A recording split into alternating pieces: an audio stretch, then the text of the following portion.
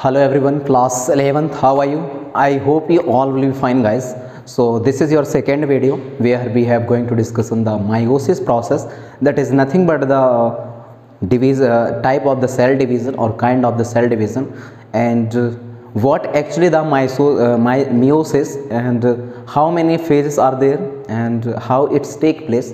All these are concept we includes in this session. Okay, so without any wait, let's look. So meiosis, that is a type of cell division. Okay बच्चों, आगे बढ़ते हैं. Yes, that is meiosis. The form of a cell division by which gamete with half the number of chromosome are produced. That means ये meiosis एक ऐसा process है जिसमें cell division का एक फॉर्म है जिसमें गैमेट बनते हैं और वो gamete half number of chromosome को अपने साथ में रखे हुए बनते हैं. नेक्स्ट बढ़ेंगे. डेप्लॉइड और हैप्लॉइड, ये दो वर्ड हैं जिसको हमें समझना बेहद ज़रूरी है. Diploid that means double chromosome, pairs chromosome such as the 23 pair of chromosome is also you known as the diploid. Okay, that is equal to the 46. But in case of the haploid just 23 n number of chromosome जितने रहते हैं उसका just half, वो haploid कहलाते हैं. Diploid के cases में क्या है, जब माइटोसिस का आप सेल डिवीजन देखते हो तो एक सेल के दो हिस्से बनते हैं जिसमें से हर एक हिस्सा, हर एक पार्ट अपने आप में डेप्लॉइड होता है. But in case of the meiosis के जो फ्यूजन है, डिवीज़न है, उसमें ऐसा नहीं होता. मेयोसिस के डिवीज़न पे एक सेल से 4 न्यू डॉटर सेल बनते हैं. ओके, बात समझ में आई होगी. आगे बढ़ेंगे.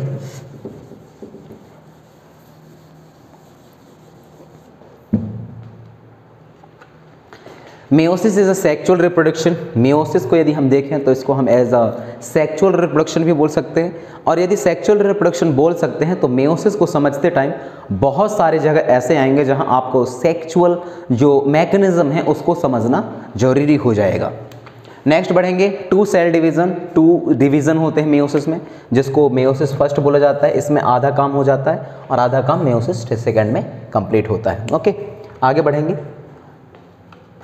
Yes, that is a fertilisation. कैसे होता है आप लोगों को पता होनी चाहिए. फर्टिलाइजेशन की प्रोसेस बड़ा आसान है कि किस तरीके से male gamete that is called sperm and female gamete that is called the ovum, ये पार्टिसिपेशन लेते हैं to form the zygote. It is a zygote is nothing but the single cell.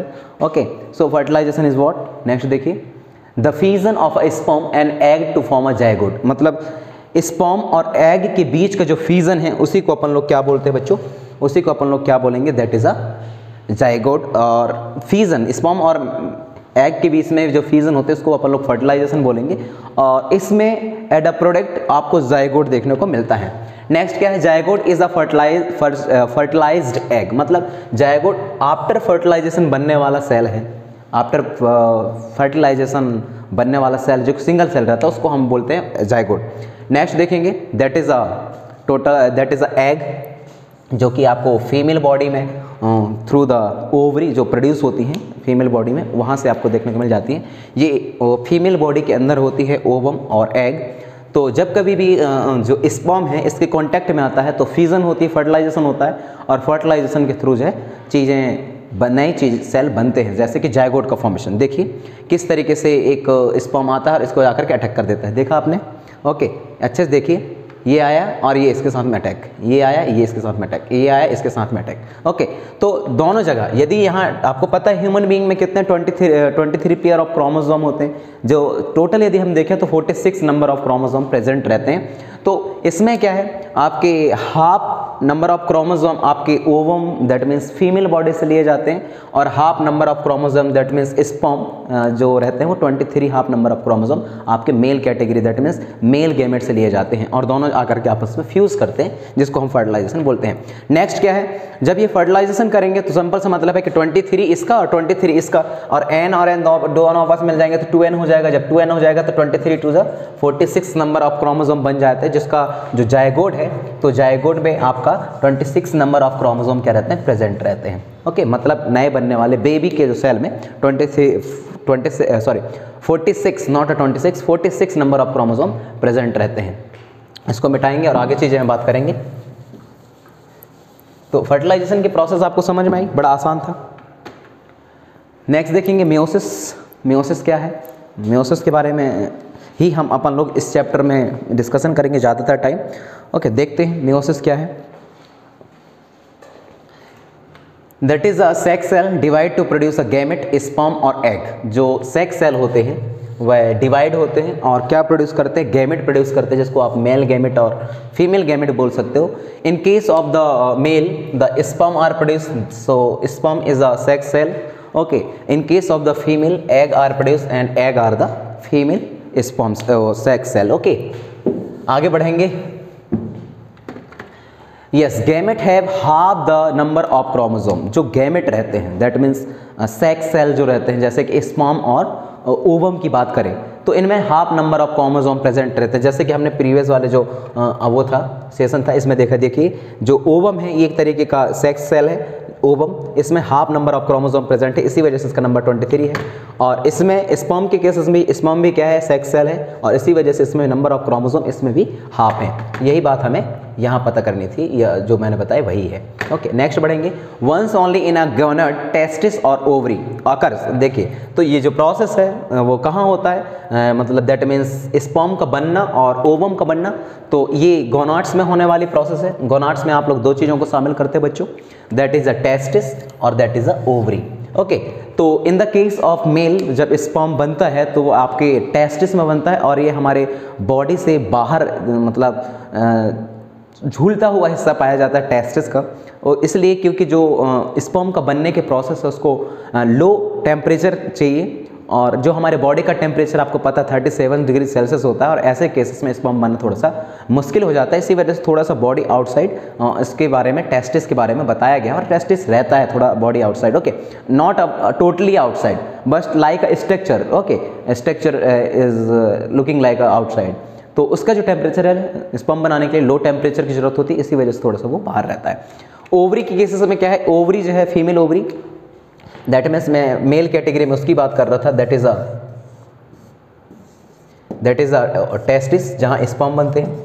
Female के केस में क्या है? Female के case में आपको पता होना चाहिए that is a ovary, that is a fallopian tube. Okay, fallopian tube के बाद ये इस तरीके से स्ट्रक्चर रहती है। तो जो ओवम है दैट मीन्स एग सेल है, वह आपके यहाँ बनते हैं, और यहाँ से फिलोपियन ट्यूब के थ्रू जो है यहाँ आ जाते हैं, और जब कभी भी थ्रू द वेजाइना स्पर्म जाते हैं और जाकर के फर्टिलाइजेशन के प्रोसेस को अंजाम देते हैं। आगे बढ़ेंगे।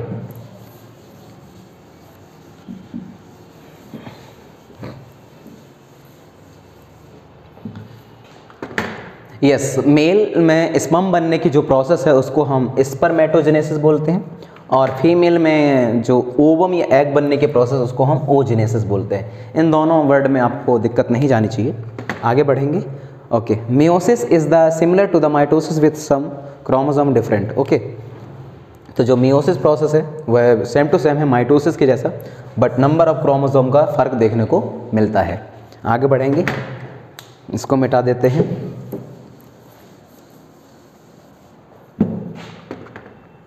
यस, स्पर्मेटोजेनेसिस, मैंने अभी इसके बारे में आप लोगों को बात बताई बच्चों कि स्पर्मेटोजेनेसिस स्पर्म बनने की जो प्रोसेस है मेल में, उसको ही हम लोग स्पर्मेटोजेनेसिस बोलते हैं, और वो किस तरीके से बनता है देखेंगे। ओके, सो आप देख सकते हैं ह्यूमन सेक्स सेल है, जिसमें ह्यूमन सेक्स सेल है डिप्लॉयड है। डिप्लॉयड होने की वजह से आपको पता है कि n single n is equal to 23, तो 2n is equal to 2 × 23, that means 46। तो इस वजह से यहाँ 2n है, डिप्लॉयड है human sex cell, 46 number of chromosome को साथ में रखा हुआ है। आगे बढ़ेंगे। ये मायोसिस फर्स्ट करता है। मायोसिस के दो प्रोसेस होते हैं आपके, मैंने बताया मेयोसिस फर्स्ट और मेयोसिस सेकेंड।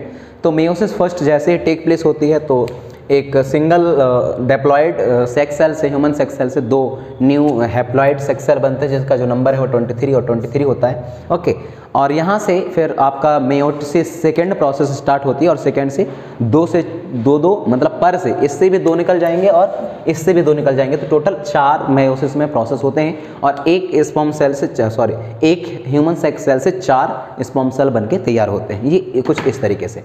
ओके, तो देखिए ये इससे भी 2 बना, that is n is equal to 23, n is equal to 23, ये स्पर्म है, ये भी स्पर्म है, बट ये हैप्लॉइड, यही बस नहीं, पूरे के पूरे हैप्लॉइड है। हैप्लॉइड का मतलब होता है हाफ नंबर ऑफ क्रोमोसोम, ये बात आपको समझ में आनी चाहिए। आगे बढ़ेंगे बच्चों, तो मेयोसिस के प्रोसेस में क्या है, एक सेल से 4 नए सेलों का बनना।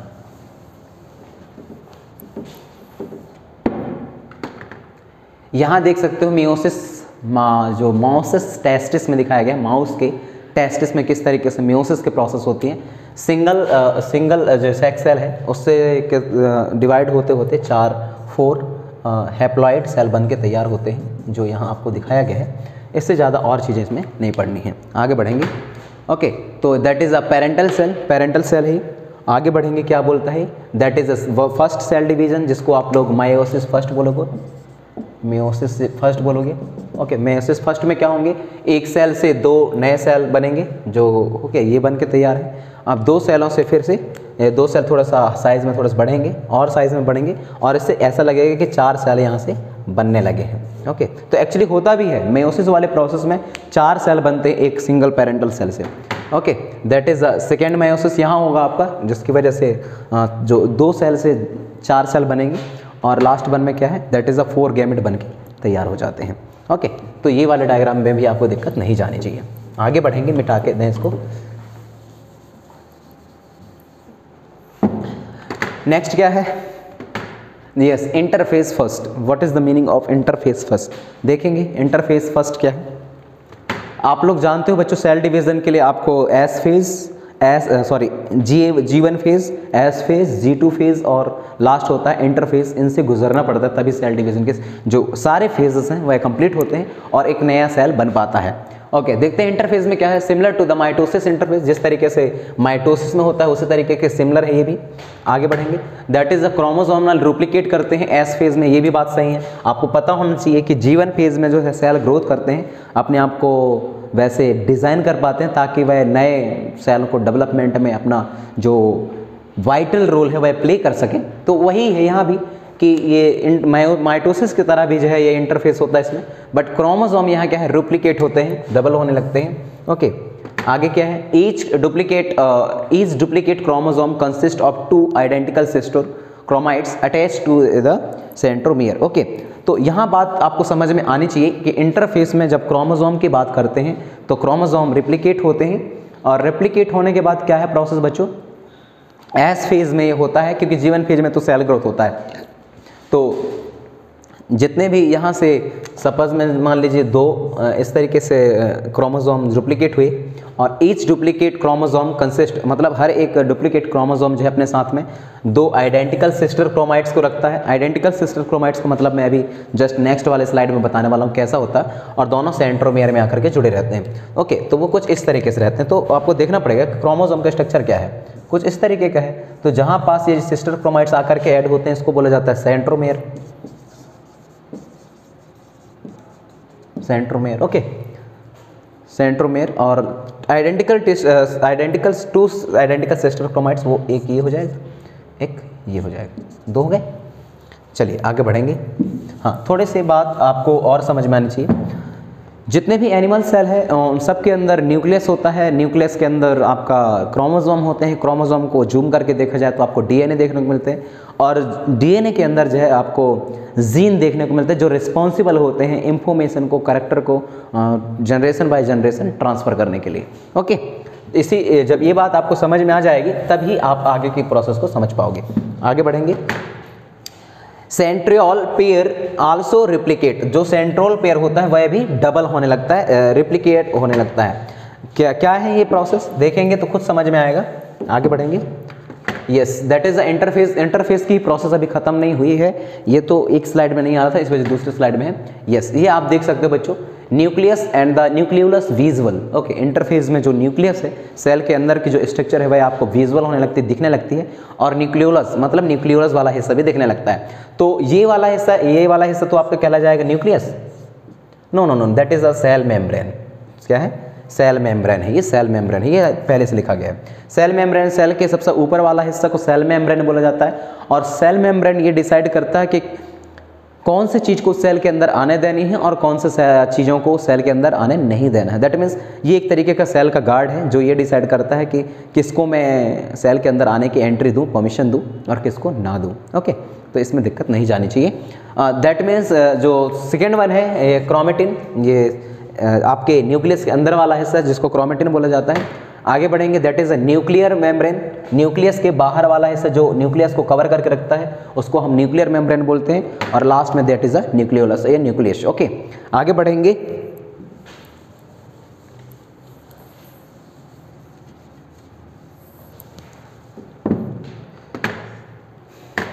Yes, meiosis first 4 phases. अब जो मियोसिस फर्स्ट है उसमें भी 4 फेजेस रहते हैं, प्रोफेज, मेटाफेज, टेलोफेज, एनाफेज और साइटोकाइनेस फेज। बट जो मियोसिस के केस में साइटोकाइनेस फेज का जिक्र नहीं होता।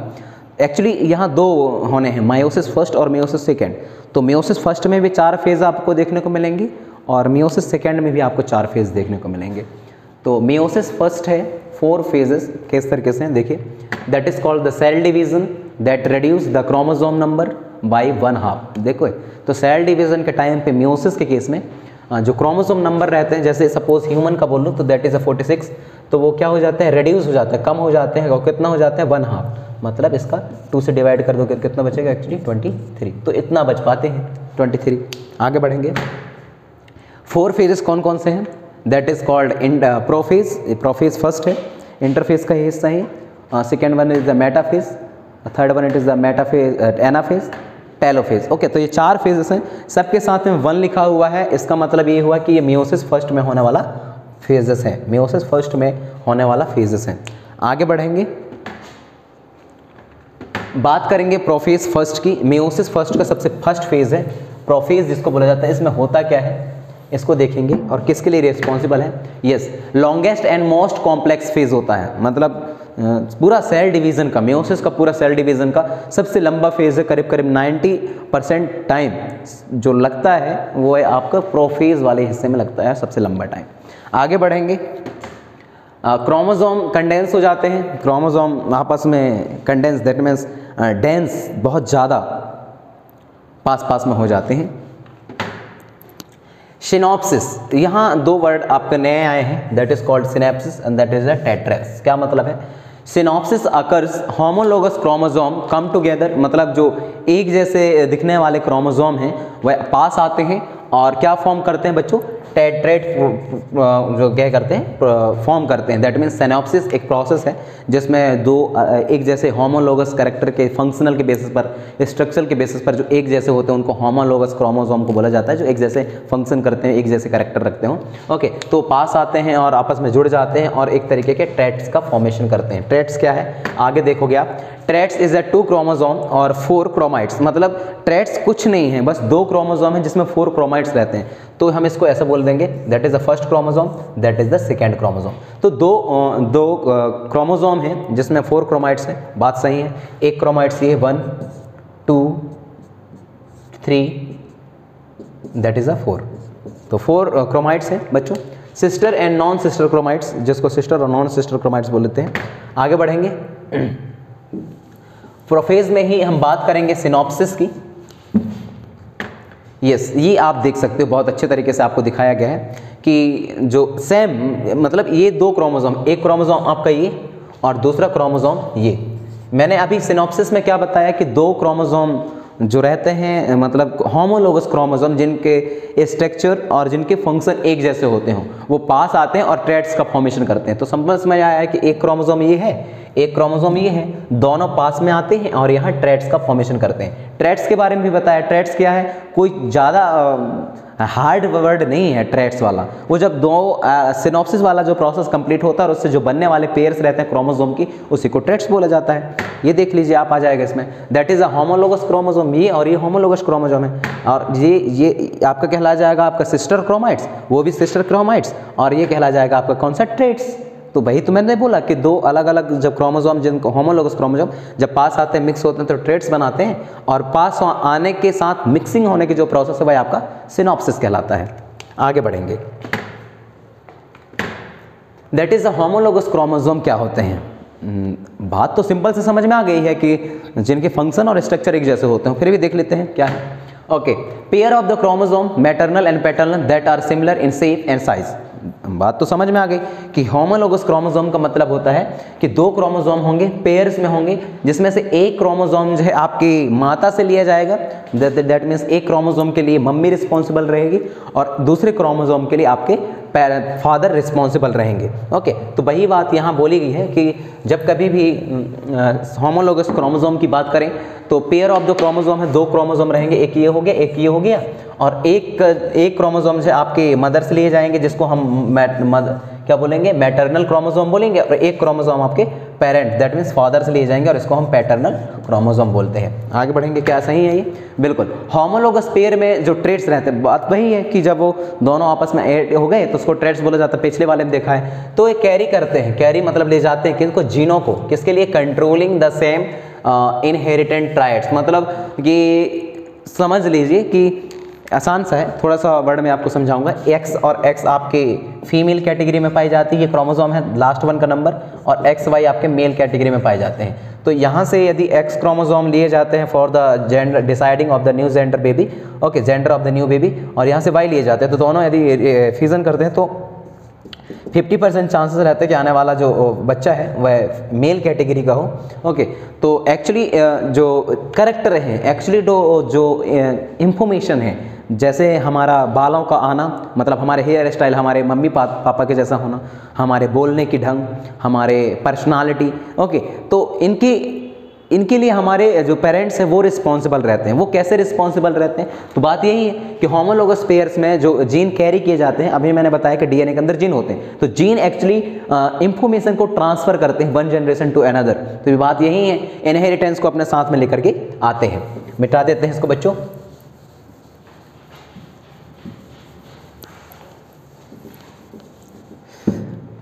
नेक्स्ट क्या है?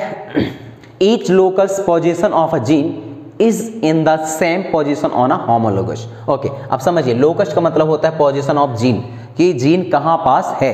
जीन कहाँ पास रहते हैं? देखिए, मैंने आपको बताया दैट इज सेल, सेल के अंदर न्यूक्लियस, न्यूक्लियस के अंदर क्रोमोसोम, क्रोमोसोम के अंदर डीएनए, और डीएनए के स्ट्रक्चर कैसा, कुछ इस तरीके का, ऐसा, और बीच में जो वाले हिस्से हैं इनमें क्या पाए जाते हैं, आपके जीन्स पाए जाते हैं, जीन जो इंफॉर्मेशन को one generation to another generation transfer करते हैं। ओके, तो इन जीनों का पोजीशन क्या है, लोकेशन क्या है, इसी को अपन लोग बोलते हैं locus, is the same position of the homologous. तो ये सेम पोजीशन पे रहना चाहिए होमोलोगस क्रोमोसोम की। ओके, आगे बढ़ेंगे। Human have the 23 pair of the homologous chromosome. बात सही है कि जो इंसान है उसके पास 23 पेयर नंबर ऑफ क्रोमोसोम रहते हैं, और वो भी same to same. That means आपको पता होना चाहिए कि ह्यूमन के अंदर 46 नंबर ऑफ क्रोमोसोम पाए जाते हैं, तो इसको डबल करेंगे तो 23 पेयर में आएंगे, क्योंकि पेयर का मतलब होता है 2, दो को एक साथ रखना। तो आपको पता है कि जो फीमेल कैटेगरी है, फीमेल कैटेगरी में और जितने भी हैं, तो 23 के 23 ये आपके होमोलोगस क्रोमोसोम रहते हैं, एक जैसे। ओके, बट मेल के केसेस में थोड़ा सा अलग है। मेल के केसेस पर यही 46 का यदि हाफ करें तो 23 होता है, बट इसमें 22 जो पेयर जो हैं वह आपके सेम रहते हैं, दैट मीन्स एक्स और एक्स के फॉर्म पर रहेंगे, बट लास्ट पेयर जो है इसका, जिसको हम 23 पेयर बोलेंगे, वह आपका एक्स और वाई के फॉर्म पर रहते हैं। ओके, तो ये जो सिंगल वाई है ये डिसाइड करता है कि आने वाला जो बेबी रहेगा वो किस जेंडर का रहेगा। ओके,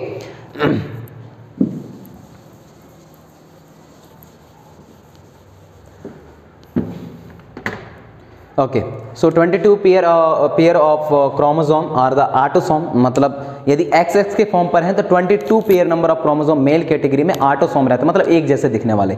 ओके, जबकि लास्ट वन को अपन लोग बोलते हैं, जो लास्ट पेयर रहते हैं, जिसको मैं अभी 23 नंबर ऑफ पेयर बोल रहा था, और जो एक्स वाई के फॉर्म पर निकल के आ रहा था उसको हम सेक्स क्रोमोसोम को बोलते हैं, और वही वाई क्रोमोसोम डिसाइड करता है कि आने वाला जो बेबी है वह किस जेंडर का रहेगा। आगे बढ़ेंगे, दैट इज अ क्रायोटाइप। क्रायोटाइप का क्या मतलब है देखेंगे। A method of the organizing the chromosome, organising मतलब क्रोमोसोम को ऑर्गेनाइज करने की जो मेथड है of in a cell, cell के अंदर, in relation to the number, size and type. किस बेसिस पर यह बोला गया है कि एक ऐसा मेथड जिसमें क्रोमोसोम को ऑर्गेनाइज किया जाता हो सेल के अंदर, उनके साइज के बेसिस पर, उनके नंबर के बेसिस पर और उनके टाइप के बेसिस पर, तो उसको हम क्या बोलते हैं, क्रायोटाइप बोलते हैं। ओके, नेक्स्ट आगे बढ़ेंगे बच्चों। यस, आप ये देख सकते हैं बहुत ही खूबसूरत ढंग से ये पिक दिखाई गई है, जिसमें जिनकी जो साइज़ है उनको एक साथ बैठाया गया है, जिनका जो शेप है उनको एक साथ बैठाया गया, जिनके नंबर हैं उनको एक साथ बैठाया गया है। ओके, तो आपको बड़ा अच्छा लग रहा होगा। और मेरे ख्याल से आपके ये वाला हिस्सा जो है उसमें रहना चाहिए, किसमें, थंबनेल में, वो दिखने में अच्छा लगता है। ओके बच्चों, आगे बढ़ेंगे। हमें दिखना बस नहीं, पढ़ाई भी करना है। होमोलोगस क्रोमोसोम में कुछ हिस्सा और बचा हुआ है, उसी को पढ़ेंगे। That is this one. देखिए, होमोलोगस क्रोमोसोम साइज के बेसिस पर एक जैसे हैं। ये वाले हिस्से को बेटा जी, ये वाले हिस्से को क्रोमोसोम में, इसको हम बोलते हैं आई कलर लोकस बोलते हैं पोजीशन का, और नीचे वाले हिस्से को हेयर कलर लोकस बोलते हैं।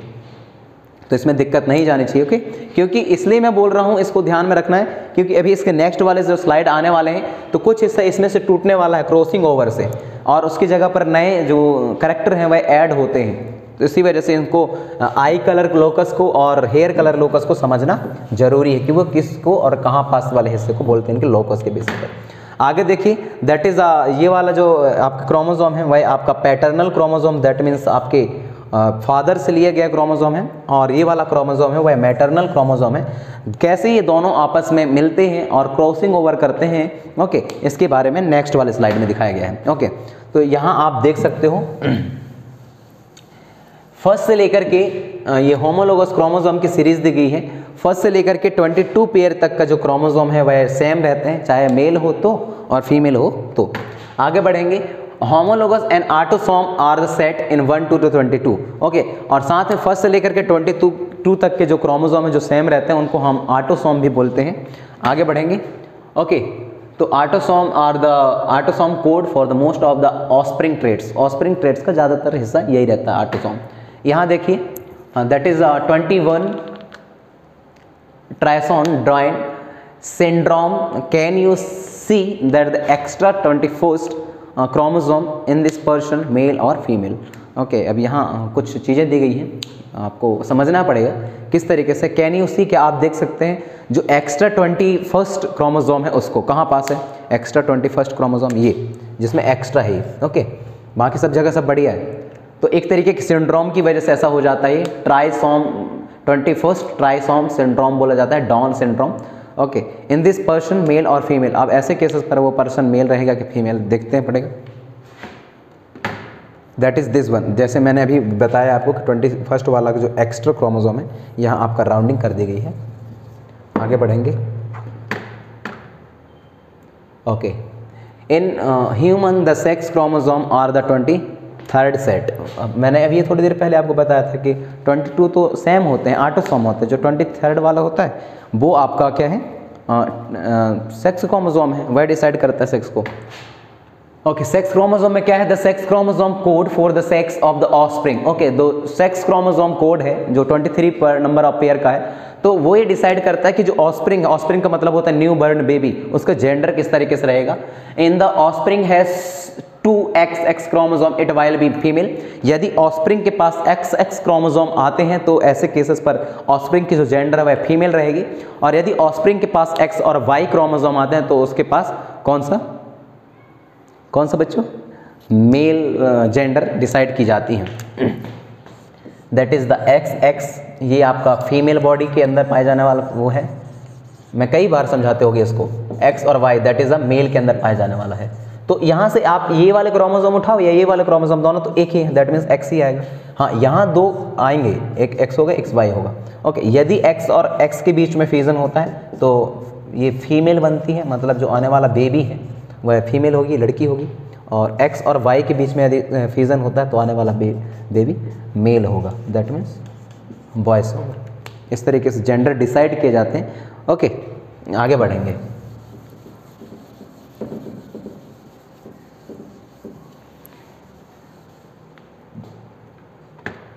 ये आप देख सकते हो, एक पैटर्नल क्रोमोसोम है और एक मैटरनल क्रोमोसोम है, और यहाँ पास क्रॉसिंग लिंकेज होने वाला है। आगे देखिए ये तो जो आगे देखेंगे कुछ और चीज़ें दी गई है। Yes, that is the sex chromosome of female, sex chromosome of X is a chromosome of female. Okay, और XY is a chromosome of male. तो यहाँ मेल कैटेगरी है जिसमें एक्स जो है ये है और वाई जो है वो है, जबकि दोनों यदि एक्स एक्स हैं तो दोनों बड़े बड़े होते हैं, जबकि वाई की साइज़ जो थोड़ा सा कम है क्रोमोसोम में दिखाई गई है। आगे बढ़ेंगे। यस, यहाँ आप देख सकते हो बच्चों, that is a X chromosome जो बहुत बड़ा होता है, और that is a Y chromosome, जब ये आपस में मिलते हैं तब एक बड़ा और एक छोटा क्रोमोसोम बनाते हैं। आगे बढ़ेंगे।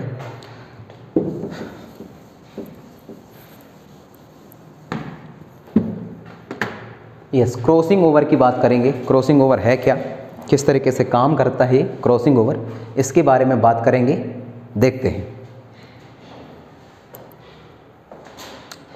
Crossing over is nothing but the एक ऐसा प्रोसेस जिसमें एक क्रोमोसोम दूसरे क्रोमोसोम के हेयर साइड को या फिर आई साइड को थोड़ा सा डिस्टर्ब करे। ओके, उसको क्रॉसिंग ओवर बोलते हैं। प्रोसेस में आप लोग आसानी समझेंगे।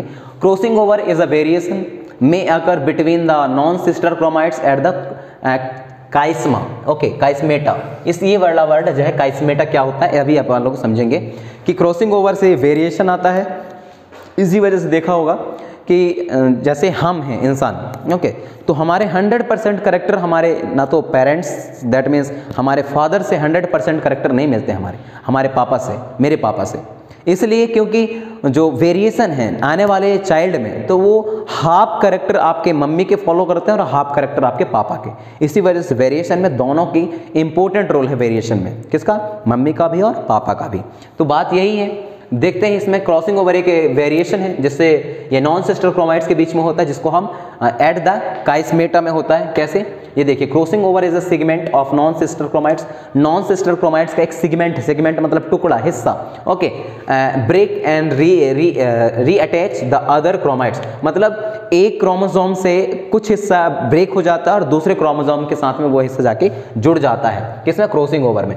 ओके, हाँ, इसके बारे में मैं बात बोल रहा था आपको। काइस्मेटा किसको बोलते हैं, chiasmata are the side of the crossing over, मतलब क्रॉसिंग ओवर का साइड है जिसको हम काइस्मेटा बोलते हैं, जहां पास क्रॉसिंग ओवर होता है। अब आपको समझ में आएंगे कहाँ है। यस, क्रॉसिंग ओवर वेरिएशन किस तरीके से आती है, ये देखिए, ये है नॉन सिस्टर क्रोमाइट्स, ये वाला हिस्सा। ओके, नॉन सिस्टर क्रोमाइट्स है, और जो काइस्मेटा साइड है वो ये वाला हिस्सा है, क्योंकि जो क्रॉसिंग ओवर की जो प्रोसेस है वह यही होने वाला है। इसी वजह से इसको बोलते हैं chiasmata the side of the crossing over. कैसे, यहाँ देखिए कि आपस में ये पेरेंटल और मैटरनल जो क्रोमोसोम पास में आते हैं और आपस में ओवरलिंक किस करते हैं या फिर क्रॉसिंग ओवर करते हैं, और इसके बाद कुछ हिस्सा इसका सेगमेंट टूटता है।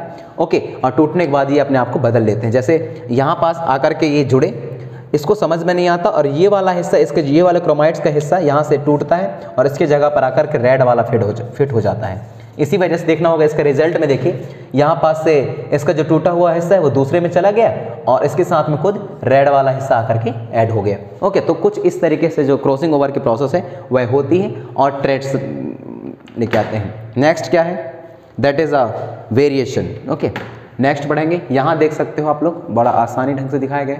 डिफरेंट सेक्स ऑर्गन है, क्रॉसिंग ओवर किस तरीके से करते हैं, exchange part of the non sister chromatids, पार्टों को एक्सचेंज कर देते हैं। कैसे, डुप्लीकेट मैटरनल क्रोमोसोम है, डुप्लीकेट मैटरनल क्रोमोसोम है, और ये डुप्लीकेट पैटर्नल क्रोमोसोम है। ये जब आपस में पास में आते हैं, sister chromatids non sister chromatids पास में आते हैं, तो इसके दो हिस्से, जैसे ऊपर वाला भी, ये वाला हिस्सा भी काइस्मेटा कहलाएगा और ये वाला हिस्सा भी काइस्मेटा कहलाएगा। क्यों, क्योंकि दो अलग अलग हिस्सों में क्या होने वाला है, क्रॉसिंग ओवर होने वाला है। ओके, क्रॉसिंग ओवर होगी तो क्या होगा बच्चों, रेड कलर वाले को जो क्रोमोसोम है जिसको कि अपन लोग मैटरनल क्रोमोसोम बोलते हैं, इसके साथ में पैटर्नल क्रोमोसोम का कुछ हिस्सा आकर के ऐड हो जाएगा और पैटर्नल क्रोमोसोम की जगह मैटरनल का कुछ हिस्सा आकर के ऐड हो जाएगा, जो आप यहाँ देख सकते हो। यहाँ से देखिए ये वाला हिस्सा, यहाँ से ये वाला हिस्सा और यहाँ से ये वाला हिस्सा। ओके, एक्चुअली जो क्रोमोसोम में इस तरीके के क्रॉसिंग ओवर की वजह से ही आने वाले जो बेबी रहते हैं उसमें वेरिएशन आते हैं। आप बोलो कि सर आप तो मेयोसिस प्रोसेस समझा रहे थे और आप कहाँ से कहाँ पहुँच गए, ऐसा कुछ नहीं है। मेयोसिस प्रोसेस को समझने के लिए हमें सेक्स मैकेनिज्म को, जेंडर डिसाइड मैकेनिज्म को समझना बेहद जरूरी है, वेरिएशन को समझना बेहद जरूरी है। ओके, आगे बढ़ेंगे।